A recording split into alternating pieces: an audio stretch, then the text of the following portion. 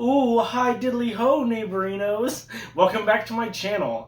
This is where I'm going to tell you about the new Criterion, whatever you want to call it, Criterion Collection announcements. They just announced this today. It's so effing exciting. I'm trying not to curse anymore because I don't want to get demonetized. But I am so effing excited. It's effing my A right now with excitement. So these are the announcements for the July titles. This is by far the best batch of titles that Criterion has ever dropped on us. Really, really exciting. So the first one I want to talk about is Ghostbusters.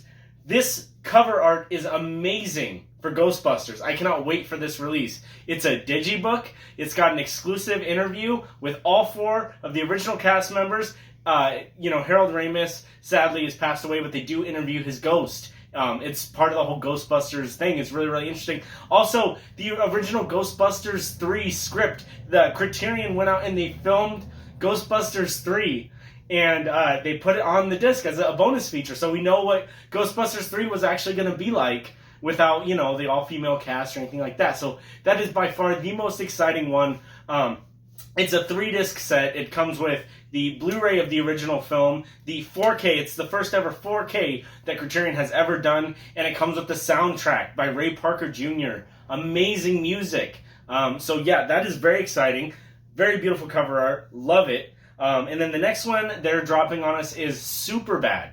Superbad, guys. Look at this cover art. The C over here is on the bloodstain on the pants. If you've seen the movie, you know what that bloodstain is. It's very gross. Now, this is actually a 5-disc set. Tons and tons of bonus features. It's the only box set they've ever released, but it's just one movie. Because there's so many bonus features. It's a whole box set of bonus features and then the film. That's really, really exciting. It's not a 4K. Ghostbusters is the only 4K that they've announced. But I'm really, really excited about that one. I cannot believe that we're getting Superbad as a Criterion right now. That's amazing. The next one that they've dropped on us is Tropic Thunder. Tropic Thunder, guys! I cannot believe we're in the age where Tropic Thunder is a Criterion release. This movie is very controversial for some of the jokes that it makes. It effing blows my mind that is a Criterion movie. Wow. I can't believe it. It's going to be a digipack. It's going to have the soundtrack. It's going to have the film, of course, on Blu-ray. And it's a 3-disc set. The 3rd disc is actually an unreleased video game for PS4 where you're going through the Vietnam War as Ben Stiller. And so it's like a tie-in for the movie. It sounds great. I can't believe that this is the first Criterion to ever, have a PlayStation 4 video game included with it. So that is wildly exciting. The next one is Billy Madison. They chose the funniest cover art for it. Look at this. It's his titties with the suntan lotion on it. I'm really excited for this release. This is actually DVD only, which is really disappointing. The next one is going to be Scream. Scream, guys! I'm screaming about how excited I am for Scream.